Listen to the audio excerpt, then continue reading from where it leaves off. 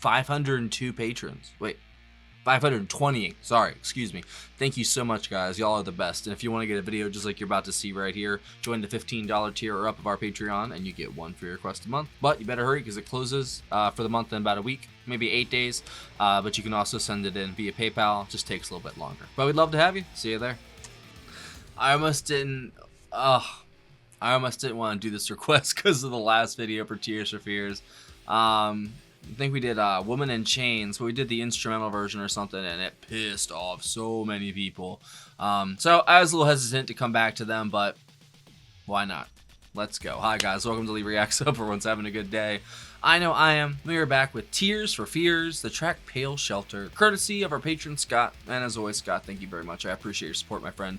And I loved that song, the Woman in Chains song. That instrumental was one of the most beautiful things I've ever heard, and then I just got crapped over in the comment section because it was the wrong version, and I didn't even pick it. It was a request. Like, get over yourself, bro. Whatever. But we're gonna be listening, like I said, to Pale Shelter. It was released in 1983, but it was actually originally released in 1982, I guess, and then it didn't do well. Then they redid it and re-released it for a different album, The Hurting. It came out 1983. And it was a single from it. This is a live video, but it's remastered, so I think the audio is the studio track, but it's over some probably Top of the Pops, some kind of performance video from the 80s. I don't know, but I'm excited to do this because I really like the first song. I'm not very familiar with their catalog, to be honest. Whatever's on the radio, I know, but that's probably it. And I'll link that other video up there if you want to go crap on me in that one too. It's up to you. All right. Don't forget to like and subscribe and leave a comment. It'd be much appreciated. Tears for Fears, Pale Shelter. Let's go. 3, 2, 1, go. And this is sung by bassist Kurt Smith, I believe, right? Yep. It's written by Roland Orzabal.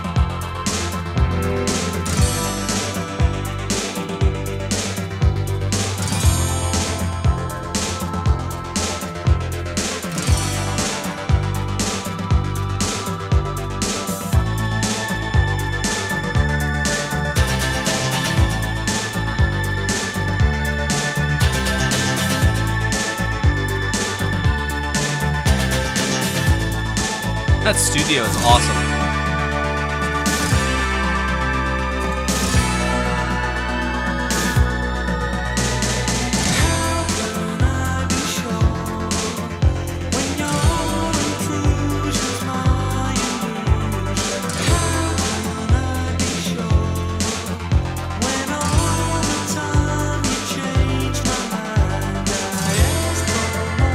That must be the studio track.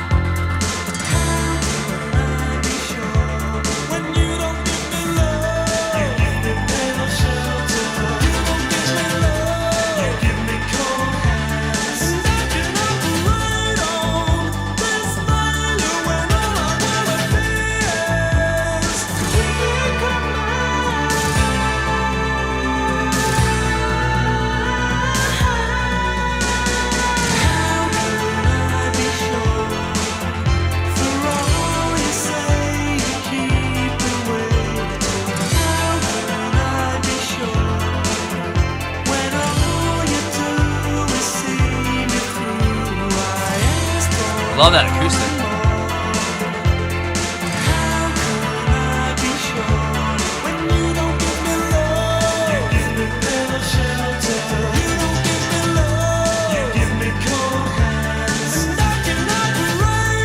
That's so good.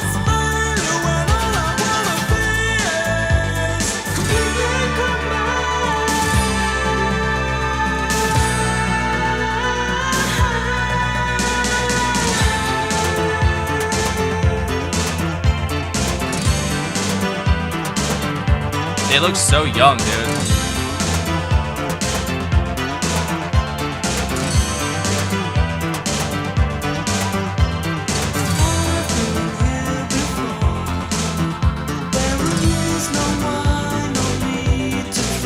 I love that bass. It's so 80s.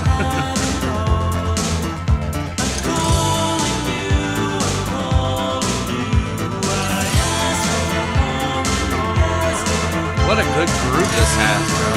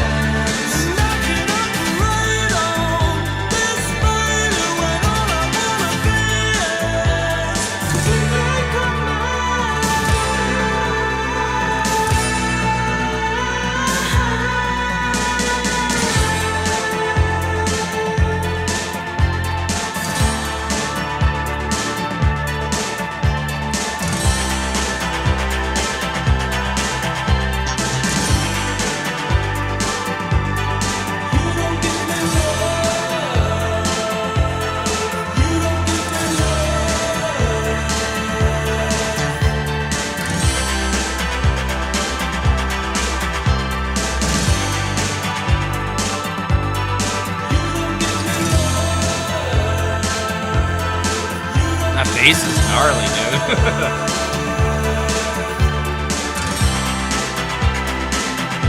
That's a Cure vibe almost, too. I love that.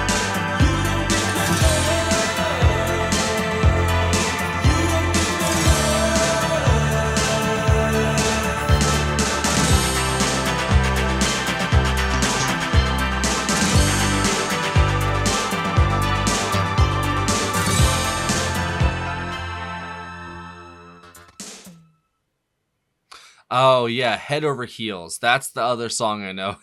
And that's only because of Donnie Darko and one of the best scenes in movie history with that song in it. This song almost had that kind of energy in a way, but it didn't at the same time. But I'd say this is more close to that song than Women in Chains. That was like a whole different dimension at points. This one felt very rooted in the 80s, very new wavy, but also it had a little bit of punk in the vocals at points. But it also had that synth pop sort of feel and sheen to it. There was a lot going on in this track, honestly, and it's kind of hard to focus on everything, especially like when that acoustic guitar, for some reason, it's very disconcerting. Like every time you would play it, I would get lost for a second, and because I liked it so much, and then I kind of lose track of what I was listening to. But his vocals are just hypnotic in this. So is the bass. Everything Kurt does in this is just hypnotic. Not only is that just real low, guttural almost, but also when he needs to, he brings it up a little bit, and it's a little bit higher. It's very, I don't know what the word would be. It's just like this thumping kind of almost reminiscent of like not club music, but the overall sound kind of has that in a little bit, but it's way more sophisticated, like it's got a lot of substance to it. A lot of the electronic club dance music nowadays, like what this was back in the day, like which was kind of like a little bit of like a mini revolution for music. The stuff that would be considered nowadays, it's all soulless trash, to be honest. I'm very loving and I'm very graceful with things. So you guys know that. It's utter dog shit. Like it really is. Like it's literally any one of you would do better probably. And it's all because of laziness, greed, and just ego, They think that they know better than everybody else, and it's really you don't even know better than yourself. Like come the fuck on, bro. Sorry. Most people these days don't even know who they are. You know what I mean? Like, and I'm not saying that I know who I am, but I have an idea, at least, Most people don't even have a framework for even what reality is these days. Like, they're just so in left field about everything. Like, it's just crazy to me. But that was Roland Orzabal on guitar, Kurt Smith on vocals and bass, Manny Elias on drums and rhythm programming, and then Ian Stanley on keyboard programming and computer programming. There's also a Chris Hughes who did rhythm programming, tuned percussion, and conducting. This was the studio track because it continued afterwards after the live video was done. So I guess this is just like a redub of a some kind of Top of the Pop sort of thing, and they put the studio track on there, which is really cool because it's really nice to see the band do its thing live because the quality of the audio probably isn't the best originally for that video. So it's cool that they put the actual studio track over them playing it like that. I think it was almost seamless. Like there were a couple points you could tell that it wasn't actually, cut exactly the same. But it was great though. That was a very almost introspective track in a way, You Don't Give Me Love. Like there's so many different little interpretations you could take out of that. And that's the beauty of subjectivity and art. Anything that's happening in your life, whatever's going on, like you can relate any song, any situation, if it's good at least, like you can just relate it to your life and what's going on. And I totally did. And I'm not gonna like vocalize it out loud what it made me feel, but I've already kind of said it, but it's I don't know. It just kind of harkens back to a time where things were simpler, but still almost more complicated in a way. Like there's a lot of cognitive dissonance with this song, as in the instrumentation and in the lyrical quality of it, or not quality, the lyrical whatever he's going for with it, like there's like this one side of it and then there's another side of it. It's like, two sides of a coin. I think that's very interesting. Good way to write songs, and it's very intriguing. It gives them this kind of like enigmatic quality, and it makes you want to learn more about them because they seem really cool. And it kind of reminds me of Joy Division a little bit at points too. There's different little hints of other bands in there, but who knows who came first, the chicken or the egg? Well, no, Joy Division I think did come first, but I could be wrong on that. I really did enjoy that though. So thank you, Scott. That was a great pick. If you guys have any other requests by Tears for Fears you think I'd like, leave it down below, man. Because this song on Head Over Heels and Woman in Chains are just fantastic. So they're 3 for 3 right now. This, I'd say the standout being the vocals and the bass from Kurt. He was the definite standout here, other than like the programming and stuff too, because the whole soundscape and atmosphere, the almost I don't know, not even foreign, I would say, but just like digital almost sound they had going here, electronic, whatever you want to say. And then that acoustic guitar, like I said, it was very disconcerting, but it added a really cool layer of sound. And then the percussion, it was definitely there. The bass was way more prominent in the rhythm than the actual kit itself, I'd say, than the drums. But it definitely had like an electronic feel for the percussion too at points, but then at other points it didn't. So it was very interesting. Like I said, there's one side and there's another, all on this one song. I think that's pretty cool. But I could be interpreting it all the way wrong. What do you guys think? Did you like that track? If that was your first time hearing it, what'd you think? And if it wasn't, give me another one to do. I'd really appreciate it because these guys seem very intriguing and I'm down to do more. That's it. Thanks for watching. Have a good day. See you later.